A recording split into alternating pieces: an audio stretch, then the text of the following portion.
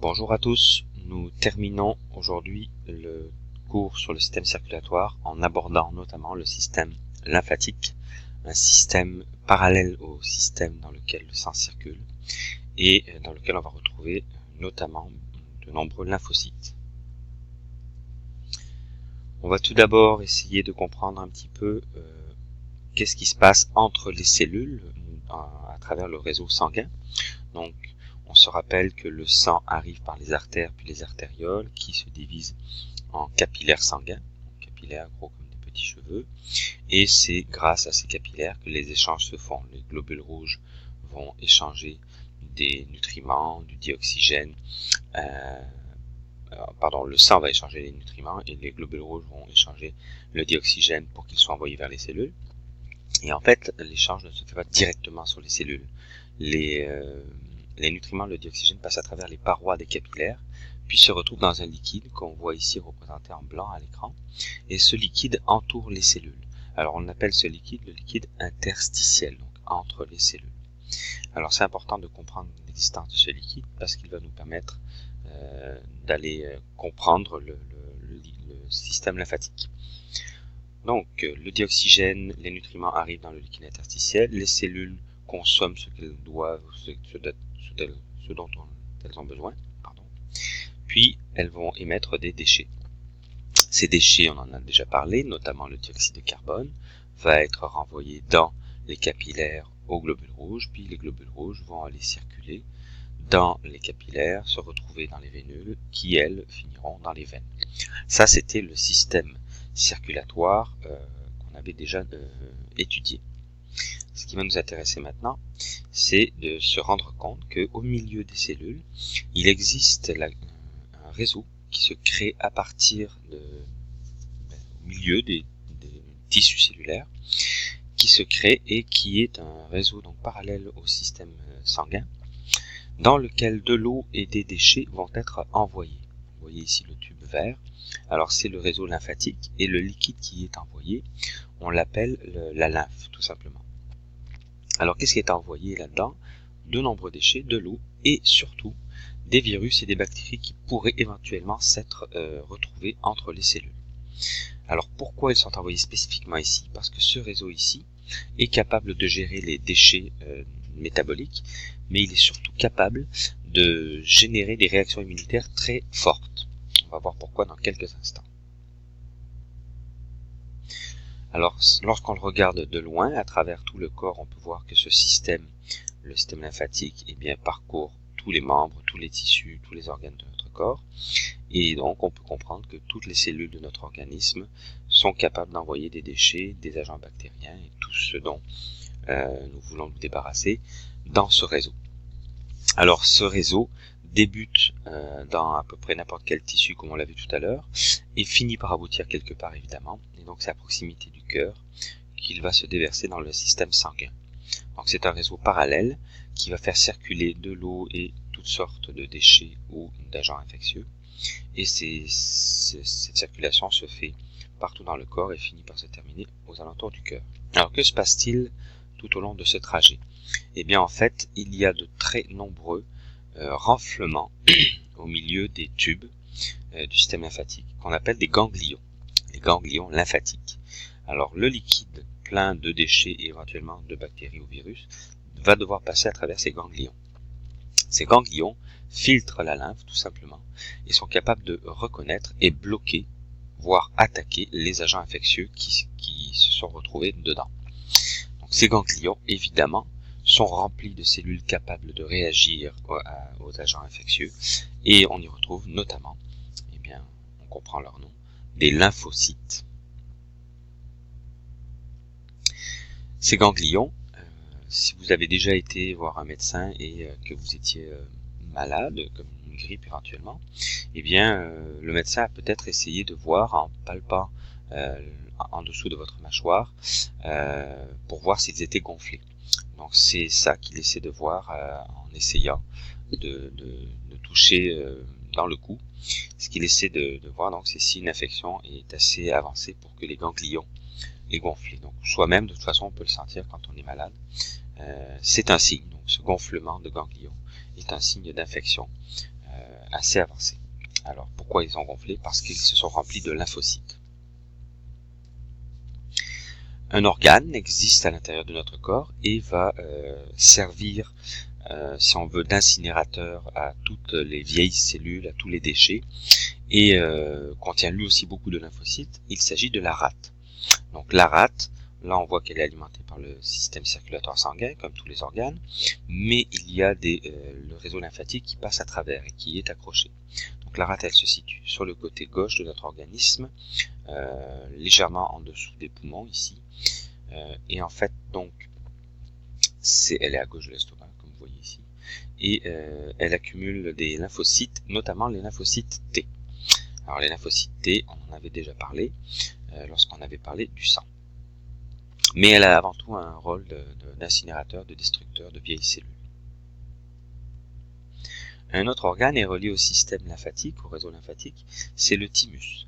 C'est un tissu mou qui est posé sur la trachée entre les poumons. Donc il est très difficile à détecter car il est à l'arrière de notre cage thoracique, derrière le sternum, donc on ne peut pas vraiment s'en rendre compte en touchant sur sa poitrine, mais il est juste à l'arrière donc du sternum. Et en fait, ce petit organe, le thymus, donc, est l'endroit où sont créés les lymphocytes T. Et en fait, le nom T vient de thymus. On a encore d'autres organes qui sont reliés au système lymphatique, par exemple les tonsilles ou amygdales, que vous voyez ici en 2, le numéro 2 ici, donc au fond de la gorge, que l'on sent gonfler quand on est malade éventuellement ou quand on ne se sent pas très bien. On sent un gonflement au fond de la gorge. Alors c'est l'équivalent des ganglions dont on a parlé tout à l'heure. Et en fait, donc ces amygdales, eh bien elles sont là pour détecter s'il y a des agents infectieux qui rentrent dans la bouche lorsqu'on respire ou lorsqu'on mange. Donc c'est comme un système de surveillance de tout ce qui pourrait rentrer à l'intérieur du corps, puisque la bouche, on comprend bien que c'est l'endroit par lequel rentrent la plupart de nos aliments et de notre air quand on respire. Donc c'est le bon moyen, c'est le bon endroit pour surveiller qu'il n'y ait pas d'agents infectieux qui rentrent. Et en fait, on va pouvoir, grâce à ces tonsilles,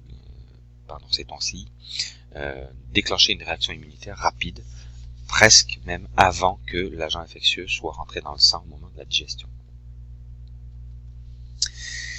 On va également avoir la moelle osseuse à l'intérieur des gros os de notre corps, comme le fémur, qui est relié au système lymphatique, puisque la moelle osseuse est l'endroit dans lequel sont créées les cellules sanguines. Et lorsqu'on parle des cellules sanguines, on retrouve nos globules rouges, dont on avait déjà parlé, les érythrocytes. On retrouve les globules blancs avec la grande famille des lymphocytes, des monocytes et des granulocytes, et également les plaquettes. Alors, ce qui nous intéresse ici, c'est de voir que les lymphocytes qui y sont créés, qu'on voit ici, dans la moelle osseuse, ce sont les lymphocytes B, ça vient de bone, alors de l'os en fait, dans lequel ils sont créés. On peut donc comprendre que la moelle osseuse est quand même très importante, c'est pas juste un creux à l'intérieur de nos os. Les os donc sont des centres de fabrication de cellules sanguines, notamment les lymphocytes B. Alors lorsqu'un agent infectieux se retrouve dans notre corps, que ce soit une bactérie, que ce soit un virus ou éventuellement un champignon, et lorsque même une substance chimique, une toxine se retrouve dans notre corps, nous avons la capacité de réagir rapidement. Mais de manière non spécifique, on en avait déjà parlé, donc en faisant appel à des monocytes ou des granulocytes, donc des globules blancs non spécifiques, et en fait on peut avoir une réaction modérée, relativement efficace, mais pas très efficace, mais elle est rapide et elle est innée, c'est-à-dire que dès notre naissance, tous ces globules blancs non spécifiques sont déjà présents. Alors c'est très bien comme réaction immunitaire, mais souvent ça n'est pas assez efficace. Alors nous avons un autre système de défense qui s'appelle l'immunité acquise. Alors naturellement nous la créons lors d'une première infection. Donc, lorsque nous sommes infectés par un virus, une bactérie ou quel que soit l'agent infectieux, eh bien, nous allons être capables de créer des lymphocytes B et T, ainsi que des anticorps, on en a déjà parlé, qui vont être spécifiques des agents infectieux qui nous auront attaqués. Alors, c'est une immunité qu'on va appeler l'immunité acquise, puisqu'on va l'acquérir lorsqu'on est infecté, et elle est spécifique de ces agents infectieux, donc elle ne vise que ces agents qui ont été reconnus puis détruits une première fois. Alors, elle est très efficace, cette immunité, mais elle est efficace la deuxième fois, car la première fois qu'on est infecté par ces agents infectieux, elle n'existe pas tout simplement.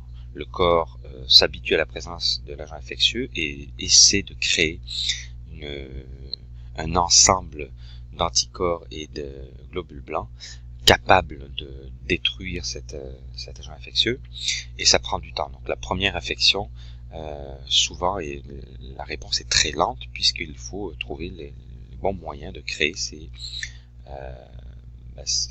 outils de défense. Par contre, lors d'une deuxième infection, ils sont extrêmement nombreux à se promener dans le sang, et ils vont réagir très vite et vont empêcher la maladie de se développer. Alors, vous avez bien compris qu'on vous amène vers la vaccination, puisque nous avons découvert, les scientifiques ont bien compris que il était beaucoup mieux d'entraîner une première maladie, de provoquer une première maladie, entre parenthèses, chez une personne, mais une maladie affaiblie, pour qu'elle développe cette réaction, ce système immunitaire acquis, pour que lors d'une vraie infection naturelle, eh bien, le corps puisse réagir. Lorsqu'on vaccine une personne, on lui injecte un virus une bactérie que l'on a rendu inoffensif ou que l'on a endormi, et c'est ce que l'on injecte dans la seringue. Alors le corps va développer un ensemble d'anticorps et de lymphocytes très spécifiques de cet agent infectieux, et va finir par détruire donc l'agent infectieux endormi qui était dans le corps. Et c'est tout l'intérêt de cette pratique, c'est que lorsqu'une vraie infection arrivera dans le corps, eh bien notre organisme sera rempli d'un système immunitaire spécifique contre cette maladie et l'empêchera de se développer rapidement. Alors, qu'est-ce qui existe comme vaccin? Vous avez probablement tous reçu ce vaccin, donc un vaccin qui s'appelle le DTC, contre la diphtérie, le tétanos et la coqueluche. Alors, diphtérie et coqueluche sont des maladies des systèmes respiratoires qui bloquent la respiration. Le tétanos, une maladie relativement grave qui peut entraîner des convulsions d'une personne, tétaniser la personne.